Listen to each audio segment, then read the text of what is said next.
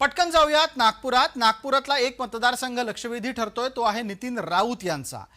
याच निमित्तानं आपण आधी पाहूयात काय तपशील आहे समोर येतोय तो। नितीन राऊत अडचणीत आहेत असा निष्कर्ष काढला गेलेला आहे। स्थानिक पत्रकारांच्या माध्यमातून हा निष्कर्ष आपल्या समोर येतोय। उत्तर नागपूरचे ते उमेदवार आहेत काँग्रेसचे। कारण काय आहेत ऐका। उत्तर नागपूरमध्ये दरवर्षी नितीन राऊत हे निवडून येतात आणि काँग्रेसचं तिथे खोरीपानंतर काँग्रेसच हे प्रभावी ठरते।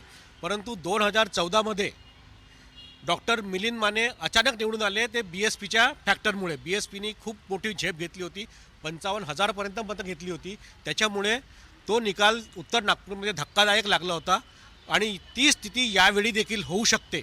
आणि यावेळी देखील नितीन राऊत यांच्या विरोधात 24 उमेदवार होते आणि 24 पैकी 22 उमेदवार हे एकाच जातीचे होते।